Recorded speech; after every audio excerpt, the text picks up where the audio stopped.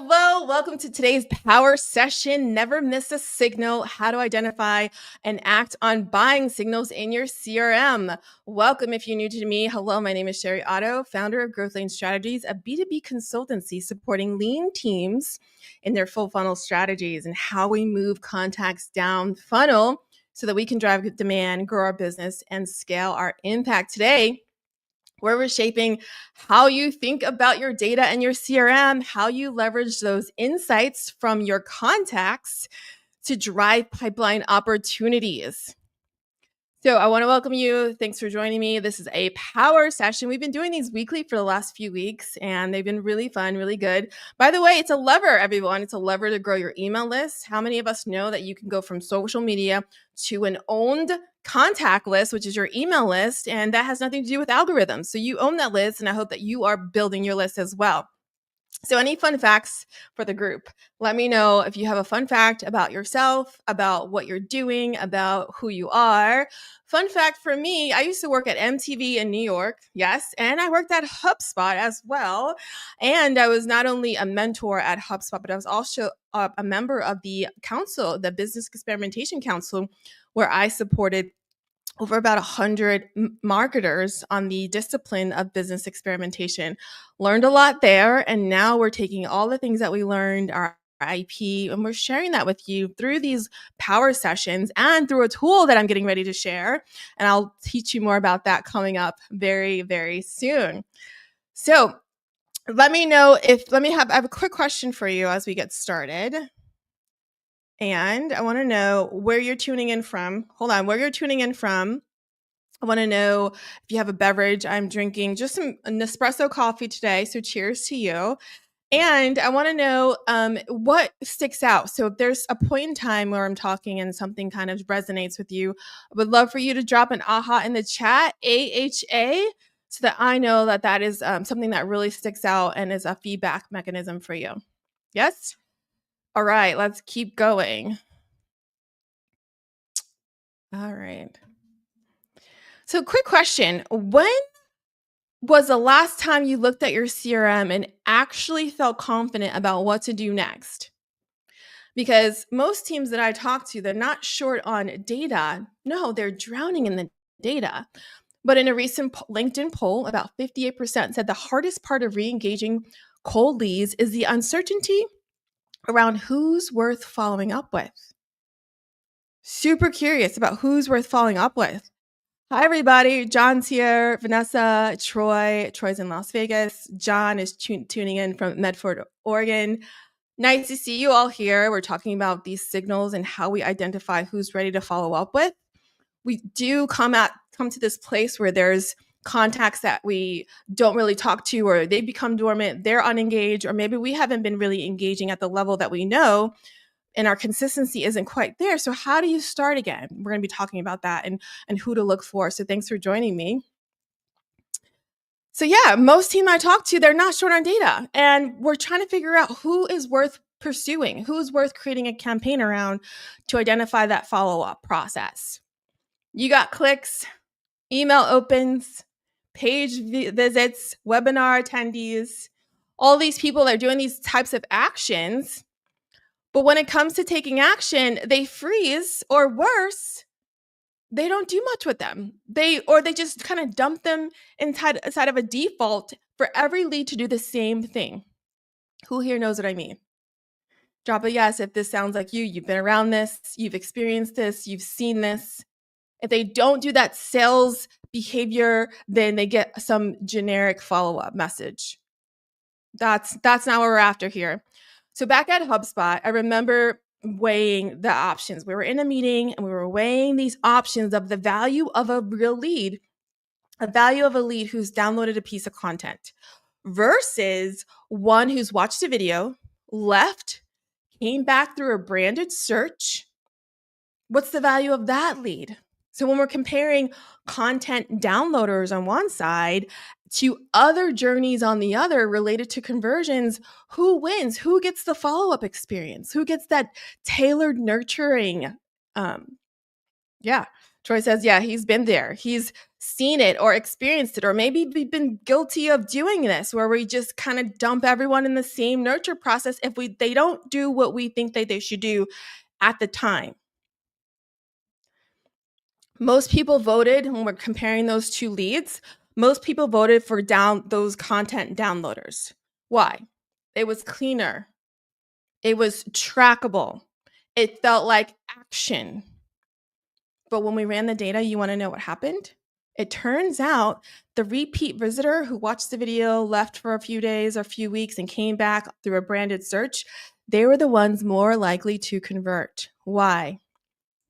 Because intent isn't a moment, it's a pattern. Oof. Drop a aha if you needed that today. Intent isn't a moment, it's a pattern. But here's where most funnels fail. They treat all leads like they're either hot or cold, ready or not. One action, send to sales. No action, drop in a nurture sequence. But this is black and white thinking in a Technicolor funnel. And this is how you miss the warmest leads in your system. And I'm going to help you figure out who those folks are so that we can follow up with those folks. And just because they're quiet doesn't mean that they're disinterested. They just need more context. Yes. John says, aha. Troy says, no, like and trust. It's a big deal as you get to know them better. Yes. We've got to figure out a way to be one-to-one and personal, even if we have thousands of contacts in our database. We have to understand, like, how do we treat those contacts who are kind of like they're on the sidelines checking you out? And because your CRM is not set up to identify those quiet ones, those are the ones who are more likely to convert. If we understand the intent patterns, if we understand what they're doing, not that they just click something, but like in what pattern and sequence are they doing it? And if we assign meaning, then we're able to follow up well and increase our conversion rates and increase the rate in which our business brings in customers. So let me explain with a little story that I call the airport mistake. We all like stories. I love stories. I'm going to share a little bit about what I mean here. Imagine you're walking through an airport security and you're just kind of glancing. Some people are moving fast. Their bags are on the belt. Their shoes are off. Their eyes are straight ahead. They're very direct. Those are some people. If you only look for people who bolt straight through, then you're missing the ones who are showing intent, but maybe moving a little bit slower. So they're being a little bit more careful. They are double checking that they have their ID. They're kind of making sure that they know their surroundings. That's just another type of person. Doesn't mean that they're not getting on that plane. That just means they're kind of going about it in a different way. It's the same for your CRM, folks. Yeah, the person who viewed your pricing page and then left, that's not a lost lead. That's someone who's waiting for context, a smart nudge, a tailored follow-up, not a generic follow-up. Okay?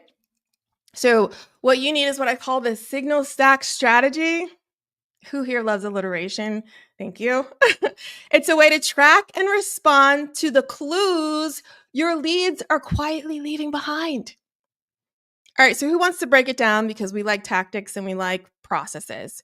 Here's how it works. So step one, you're going to track behavior in a sequence. Not just did they click this thing, but what did they do before and what did they do after? Now that's a lot of good insights. Imagine thinking about their before steps, the middle, and the end steps, and it tells you where they are in the buyer's journey. Then you can create a follow-up sequence that aligns to where they are. Oh, now it feels personal, doesn't it? Now it feels like it's tailored to them. And guess what happens when it feels more personal? Do we convert more or do we convert less? Drop it in the comments. We convert more or do we convert less when that follow-up is tailored to their experience? More or less. Number two, we assign meaning to micro actions.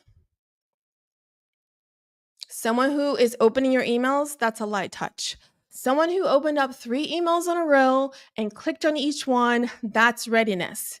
When I was at HubSpot, you know what indicator showed us that a company was ready to invest? I'm going to tell you these secrets. When more than one contact from a company was doing a lot of activity. Oh, It was like bells are going off. We've got to send them follow up. We got to do ABM style. We got to go in and target. Yeah, Troy says more. Absolutely.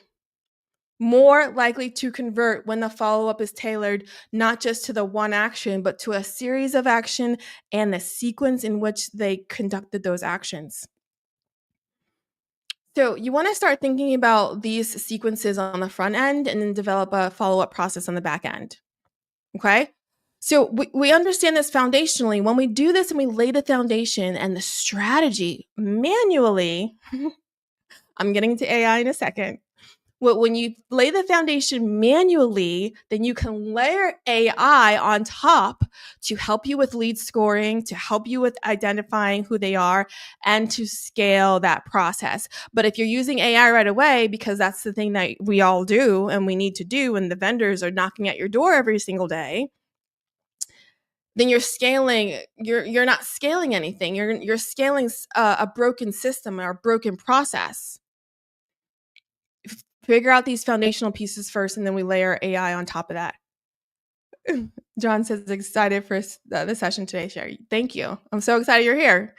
So step 3 is trigger precision plays based on steps. If someone watches a video and then opens a case study, then clicks a button that says how it works, the button says how it works. Imagine if you follow up based on that. So if they click on a button that says, all right, they read the case study and they clicked on the button that says how it works, then go ahead and send them an automated email that says, ready to see this in action?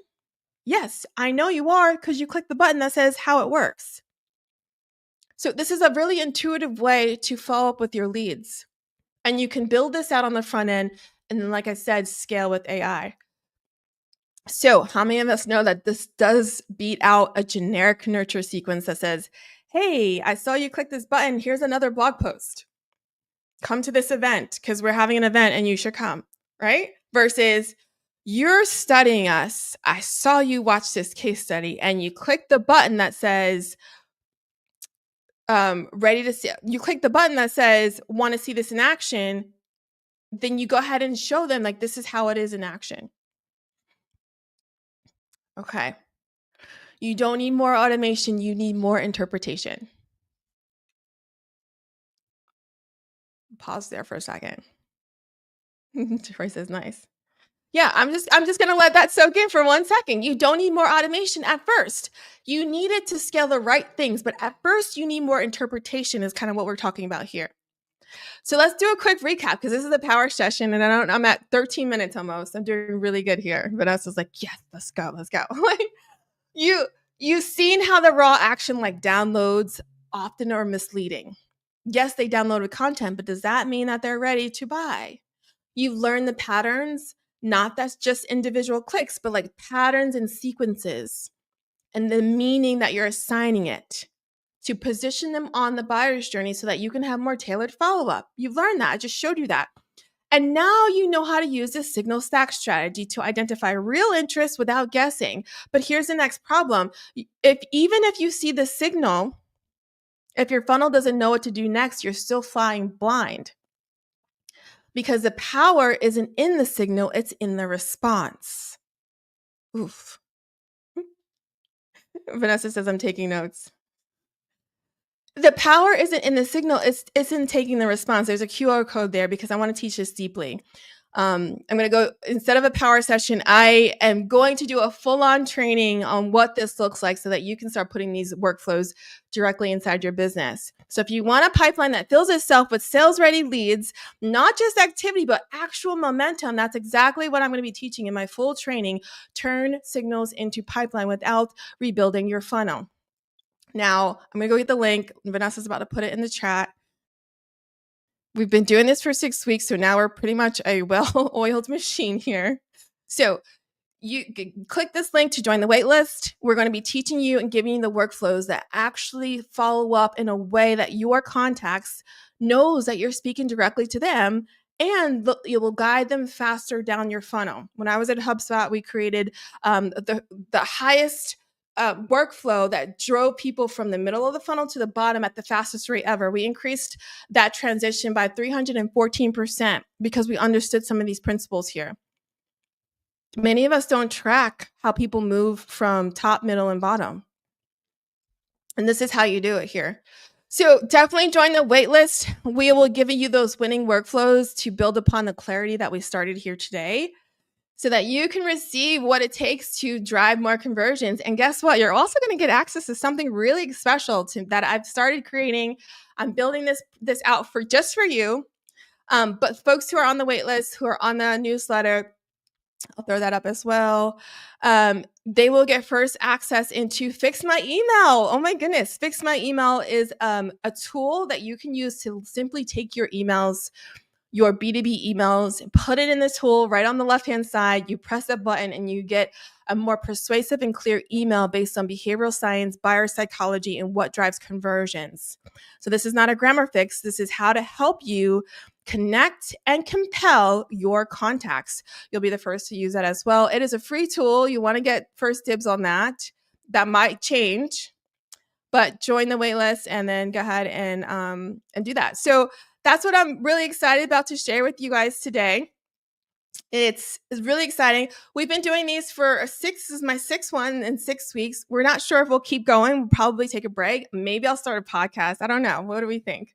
Let me know what topics you want to hear more about. Let me know if you think podcasting should be a good thing here or what's up next for you. And again, I send weekly emails to my list.